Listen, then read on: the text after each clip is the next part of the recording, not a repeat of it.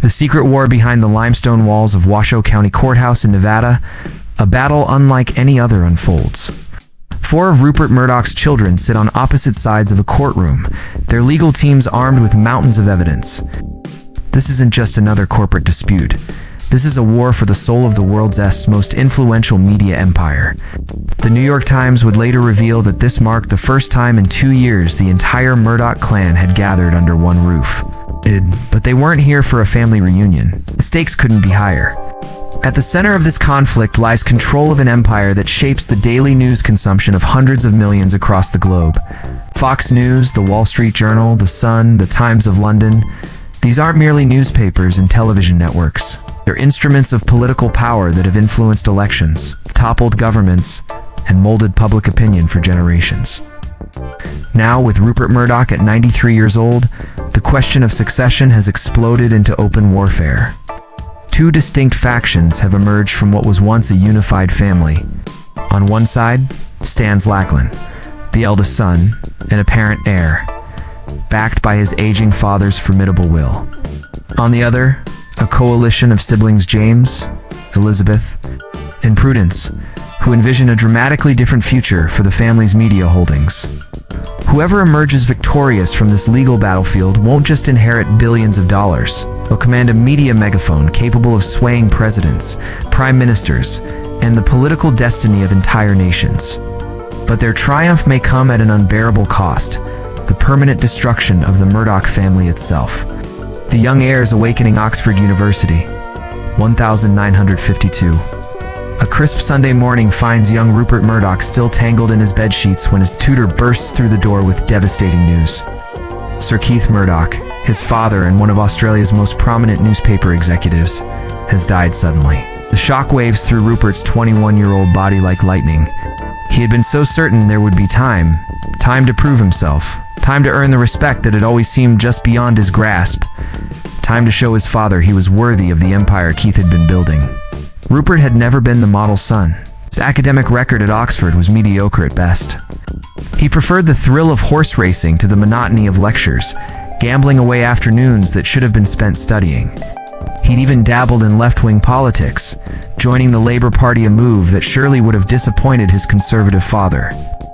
Yet beneath the rebellious exterior burned an intense desire for paternal approval, a hunger that would drive him for the rest of his life. The flight back to Australia feels endless. When Rupert finally touches down on home soil, he's already missed his father's funeral. Adding insult to grief, he soon discovers the cruel reality of his inheritance. Sir Keith had established a family trust in the 1930s, a common vehicle for passing wealth between generations. But Keith's sudden death caught the estate unprepared, burdened with substantial debts. To settle these obligations, Rupert's mother was forced to liquidate half of Keith's newspaper holdings.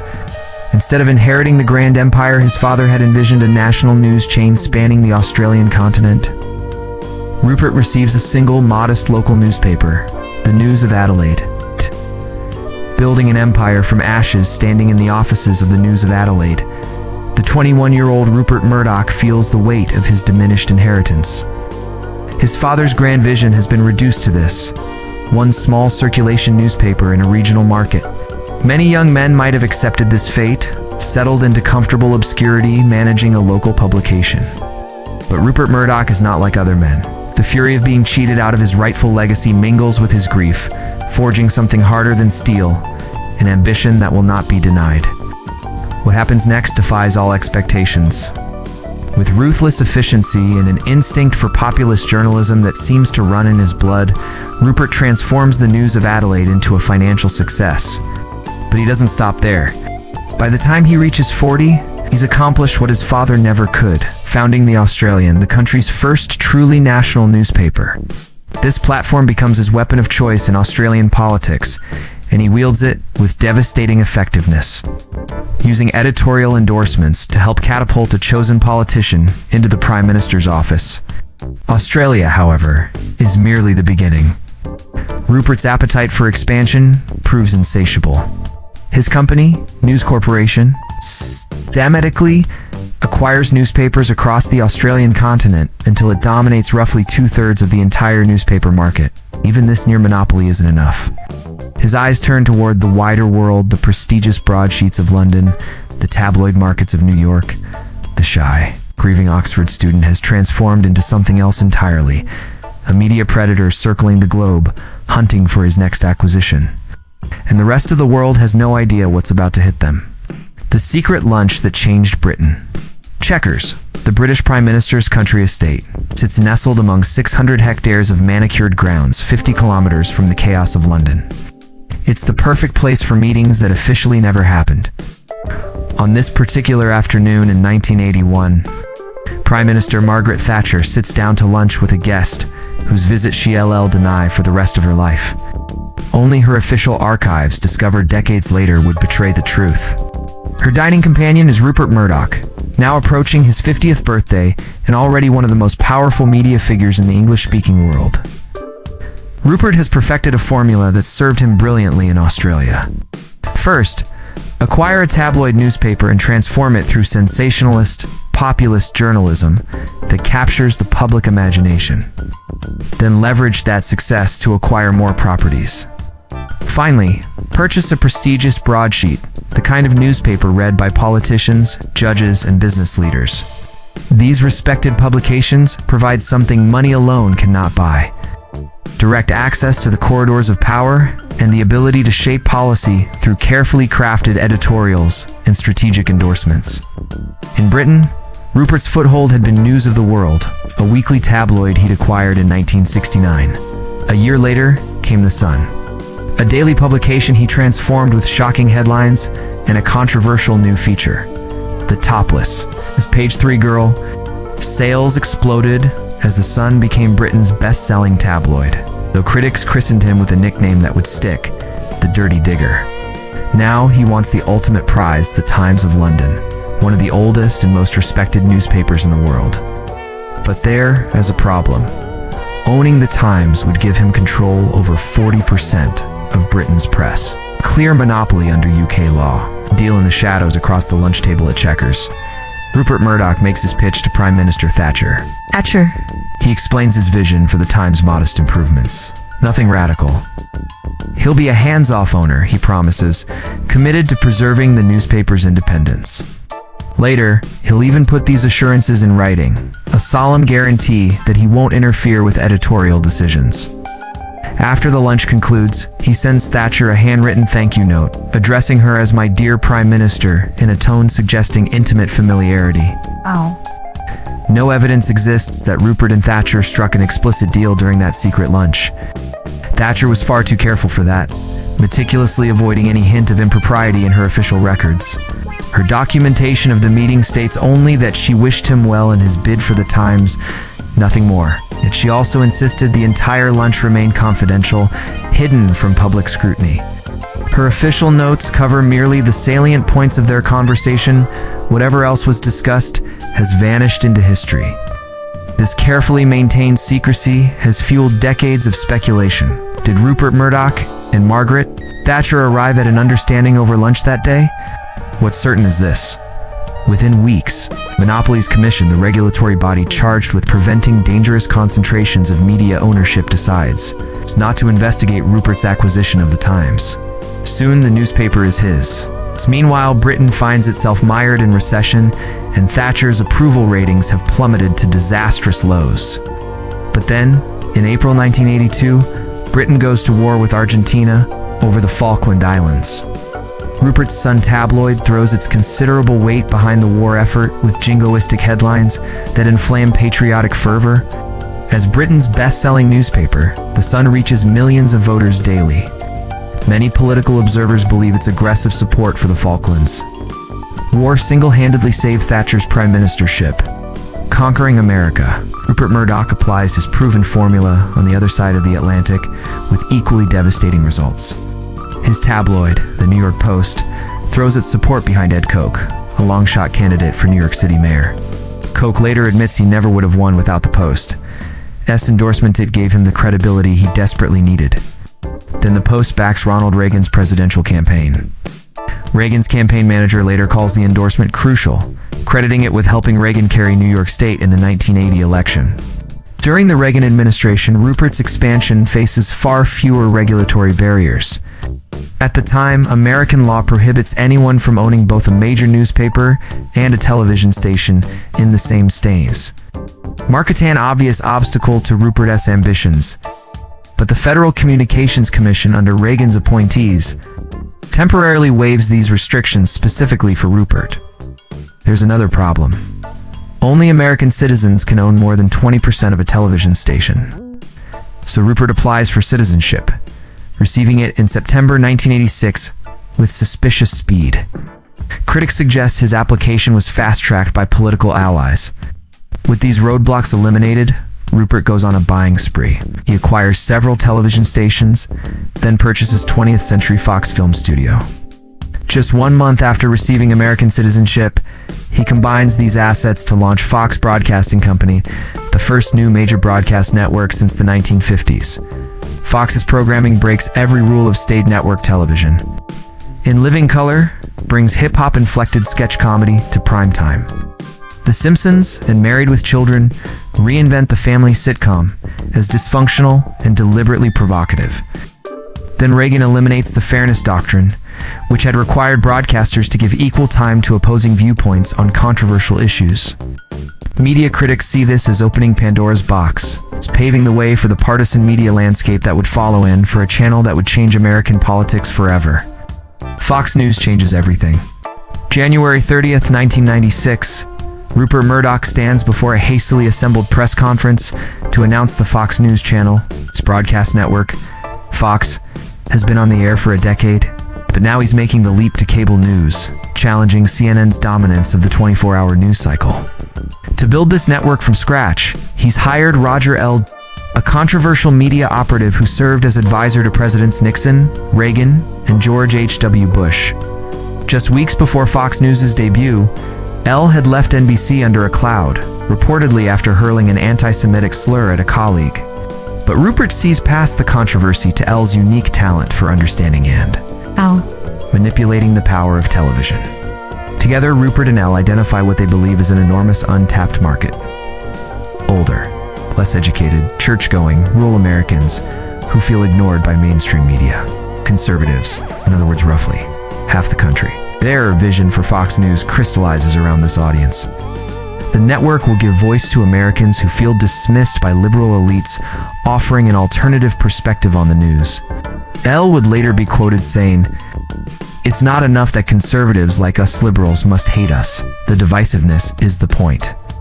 When Fox News debuts, the studio looks cheap, almost thrown together, but it's undeniably different, colorful, edgy, and relentlessly hammering home its slogan, fair and balanced. The strategy works beyond anyone's expectations. By 2002, Fox News has become America's most watched cable news channel. For millions of conservatives, it becomes the only news source they trust. A 2007 study documents what researchers call the Fox News effect.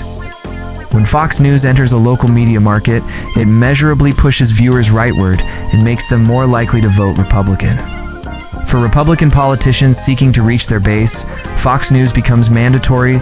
The only road to their voters runs through Rupert Murdoch's network. The succession question. News corporations' power expands across continents. Rupert himself begins aging. He's always considered the empire a family business, and like his father before him, he's thinking about legacy. He has 4 children from his first 2 marriages. Prudence from his first marriage to Patricia Booker, and Elizabeth Laughlin and James from his second marriage to Anna Murdoch. He's raised them all to be media executives, pushing them into various roles within the empire. "I'm doing what I can to train them," he tells an interviewer. "Give them opportunities, and see what mistakes they make and what triumphs they have. But which child will ultimately take control?" On this question, Rupert proves maddeningly difficult to read. When an interviewer points out that he's told his biggest outside shareholder he plans to remain CEO until he S-130, Rupert laughs it off. "I'm more realistic than that, really." Yet, he makes no move to step aside. The children grow up in the shadow of this uncertainty, their entire lives revolving around the question of succession. According to observers close to the family, they're constantly trying to read their father's signals to figure out who he favors at any given moment. Anna Murdoch, Rupert's second wife, watches this dynamic with growing concern. She's been part of News Corporation since she was 18, when she met Rupert while working as a journalist. Now she sits on the News Corp board and has helped raise all 4 of the children competing for their father's approval. I can see lots of arguments along the way, she tells an interviewer when asked about the children's plans. Who knows what will happen? Anna has spent decades waiting for Rupert to retire, so they can finally enjoy their golden years together. She imagines a day when he'll name his successor, freeing their children from the burden of competition and allowing her to reclaim her husband from the all-consuming demands of the empire. The family fractures. But 1998 brings a seismic shock that changes everything. Rupert is 67, still showing no signs of retirement. When he meets Wendy Deng, she works at one of his television stations in China, serving as his private translator during business trips to the region. She's half his age. Oh, Rupert. Sis. Nothing inappropriate is happening, but Anna is certain he's having an affair. The marriage that has lasted 3 decades begins crumbling with stunning speed. At first, Rupert and Anna announce an amicable separation. Anna will remain on the News Corp board, they say, maintaining her role in the family business. Then Anna reads the company's annual report and discovers she's listed as retiring from the board. News to her. She claims Rupert gave her a direct order. You get off the board. But Anna has leverage. Under divorce law, she's entitled to half of the assets Rupert has accumulated during their marriage's staggering sum. More importantly, she sees what the succession competition is doing to her children and wants to protect them from their father's capricious favoritism. So Anna makes a calculated sacrifice. She agrees to take only half of what she's legally entitled to in the divorce settlement. In exchange, Rupert restructures the family trust that will one day control the empire. Previously, the trust's structure was unclear. Now it's crystallized in writing. Each of the 4 children, Elizabeth, James, Lachlan, and Prudence, will control 1 vote within the trust. Rupert will control 4 votes during his lifetime. But crucially, when he dies, his 4 votes disappear. The siblings will inherit equal voting power, each commanding 25% of the trust's decisions. The trust assets include almost half the voting stock in News Corporation and Fox companies valued at more than $7 billion. More important than the money is the power. These shares control what millions of people across the English-speaking world read, watch, and hear every single day. Lachlan's breaking point. The plane from Sydney to New York carries Lachlan Murdoch toward a confrontation that will change his life. It's 2005, and Lachlan, now 33, is Deputy Chief Operating Officer of News Corporation, responsible for the New York Post, publisher HarperCollins, and 35 television stations. So widely seen as winning the succession race, his father once called him first among equals among the children. Elizabeth and Prudence have effectively been sidelined, while his younger brother James trails behind. Victory seems within Lachlan's grasp, but something has gone terribly wrong. Lachlan finds himself in escalating conflict with Roger L., the powerful creator of Fox News. L wants to launch a show called Crime Line on the television stations Lachlan manages. For sound financial reasons, Lachlan rejects the proposal. L goes directly to Rupert, who overrules his son. Do the show. Don't listen to Lachlan. It's not the first time Rupert has undermined Lachlan, and it won't be the last. The message is clear. Despite his titles, Lachlan doesn't really control anything.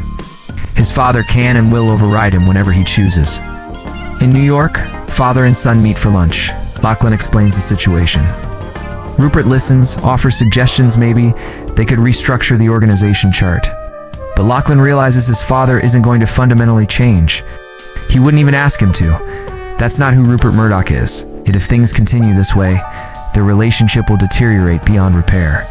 Sitting across from his father, Lachlan has an epiphany. He has spent his entire life defining himself in relation to the company and to Rupert.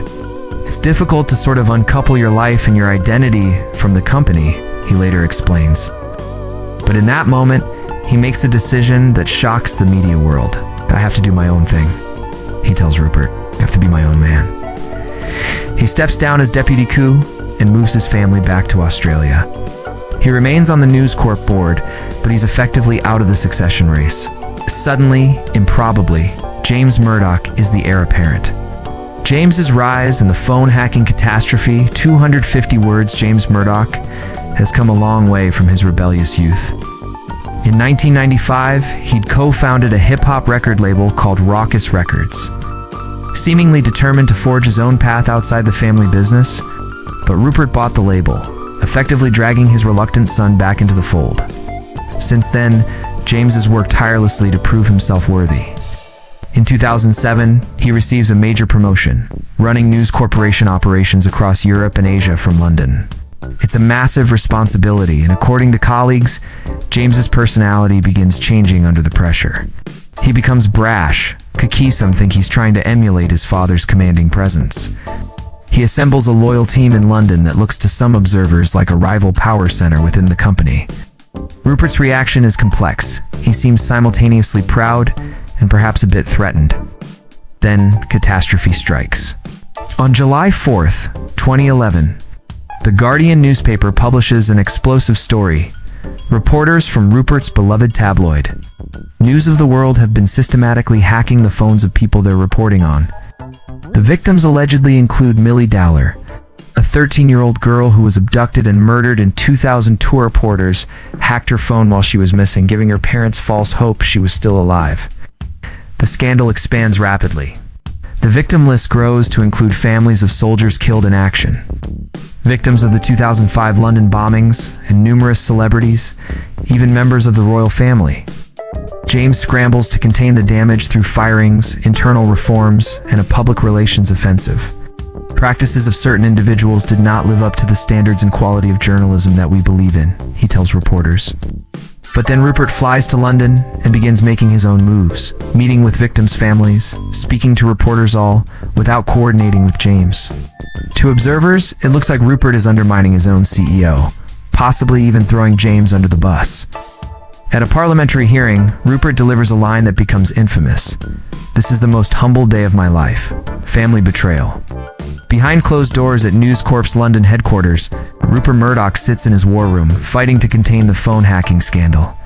Elizabeth is there, advising him and providing emotional support. According to later reporting, she suggests the best public relations strategy would be to let someone in the family take the fall. James is in charge of European and Asian operations. He should be the one to go. Rupert considers the idea overnight, then agrees. The next morning, he sends Elizabeth down the hall to fire her brother. When Elizabeth delivers the message, James is stunned not just by the decision, but by his father's cowardice in refusing to do it himself. He tells Elizabeth to make Rupert come do the dirty work in person. The confrontation reportedly never happens. Instead, James and Elizabeth's relationship shatters. For years afterward, the two siblings barely speak. Elizabeth will later call the episode one of her life's biggest regrets. James denies knowing that phone hacking was widespread at News of the World, but his own employees testify under oath that they informed him about the practice. A parliamentary committee concludes that James showed an astonishing lack of curiosity about criminal behavior at the newspapers he managed. The scandal forces Rupert to shut down News of the World, the tabloid that established his foothold in Britain decades earlier. To contain the fallout, he splits his empire in two. Print media remains in a reconstituted News Corporation. While television and film become 21st Century Fox, James takes most of the blame publicly. But Rupert relocates him to New York with the title of Deputy Chief Operating Officer. Spun as a promotion, but everyone knows the truth. James was running operations independently in Europe and Asia. Now he's back under his father's direct supervision. Still, he remains in the succession picture. Lachlan is in Australia, effectively out of the running. Elizabeth and Prudence have never been serious contenders. By elimination, James is still the most likely heir, assuming he can survive his father's mercurial management style. The Trump transformation.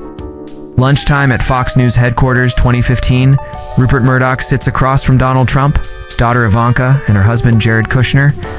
As their food arrives, Trump shares his big news. He's running for president. According to an unconfirmed account, Rupert's eyes stay on his soup. He says only that Trump should be ready for negative press coverage.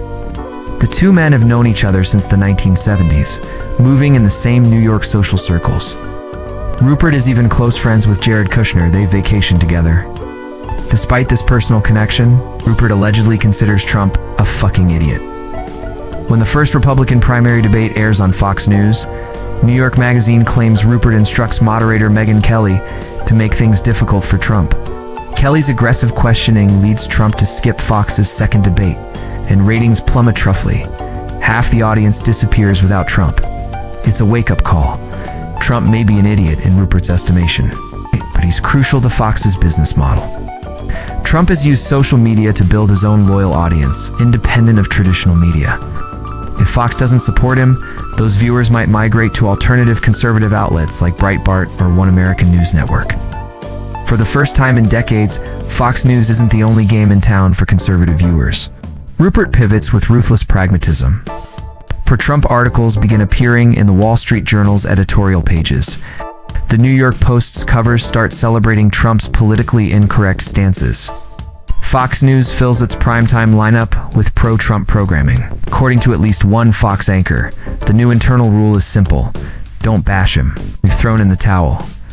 When Trump wins the presidency in November 2016, Rupert begins visiting the White House regularly, sometimes speaking with the president weekly. It's as the culmination of decades of ambition, a direct line from the media mogul to the most powerful office in the world. Trump reportedly tells him over the phone, "Rupert, you love this shit. Brothers at War." The Lambs Club in Midtown Manhattan. 2014, James Murdoch sits down for lunch with Lachlan in News Corp SQ before catching a flight to Indonesia. It's been 4 years since the phone hacking scandal, and James believes he finally knows where he stands. When succession comes, he'll be CEO of 21st Century Fox, while Lachlan receives a ceremonial title. Then Lachlan drops his bombshell. He's returning from Australia to run 21st Century Fox. Lachlan, who quit years ago and hid in Australia while James endured the phone hacking nightmare, is going to be James's boss. Behind James's back, Rupert has been secretly planning Lachlan's return. He'd never really given up on his eldest son. James doesn't want to report to his brother. He gets up and heads to the airport, ignoring messages from both Rupert and Lachlan. Rumors of his resignation whip through the company. When James returns, Rupert has changed the plan. Both brothers will be co-leaders, with James as CEO and Lachlan as chairman. But according to multiple accounts, the arrangement is disastrous. Brothers can't work together. Every major decision requires both their signatures, creating constant deadlock. In fall 2018, James spots an escape route. Disney wants to buy most of 21st Century Fox's assets, though not Fox News. James enthusiastically supports the deal. It gives him cover to exit. Lachlan is enraged. He's relocated his family from Australia to run a premier media company, and now his father wants to sell it. At dinner at New York's Grand Mercy Tavern, Lachlan explodes, ranting about the deal and making threats. He storms out, telling Rupert, "If this deal goes through, you will not have a son." Looking at James, he adds, "And you won't have a brother." But less than a year later, Disney completes the purchase. Each child receives roughly $2 billion from the family trust. James steps down as CEO and exits the family business entirely. Lachlan becomes chief executive of what remains Fox News and News Corporation, running the empire alongside Rupert. The succession fight appears to be over. Lachlan has won, but the real war hasn't even started. The final battle and the empire's future. December 2023. Rupert Murdoch, now 92, and recently retired to an emeritus title, travels to London for separate meetings with his daughters Prudence and Elizabeth. He has talking points prepared. "These companies are my legacy. I put everything into them over my life." Then he reveals the plan he's been secretly developing with Lachlan for months. They call it Project Family Harmony. Through complex legal restructuring, Lachlan would gain permanent control of the family trust, even after Rupert's death. James, Elizabeth, and Prudence would be completely disenfranchised, their votes meaningless. The justification is purely financial. If the three siblings changed Fox News' political orientation after Rupert dies, ratings would collapse, share values would plummet, and the trust would suffer. With Lachlan in total control, Fox would remain reliably conservative and profitable. Prudence is speechless. Elizabeth is blunt. "You are completely disenfranchising me and my siblings. You've blown a hole in the family." But Rupert files the changes anyway. Elizabeth, James, and Prudence immediately object, triggering the secret trial in Nevada. The probate commissioner's verdict is harsh. Rupert and Lachlan acted in bad faith through a carefully crafted charade motivated by politics, not financial concerns. But Rupert and Lachlan appeal, and the battle drags on. Finally, in September 2025, a deal is announced. Elizabeth James, Prudence will sell their shares for $1.1 billion each. A new trust will be created, including Lachlan and Rupert's daughters. With Wendy Deng, both sides can claim victory. The three siblings escape with massive payouts. While Lachlan secures the empire, Rupert has finally achieved his goal, ensuring his media companies remain conservative bastions, a family business run by his chosen heir. But the family itself lies in ruins, perhaps destroyed forever by the very legacy Rupert fought so hard to protect.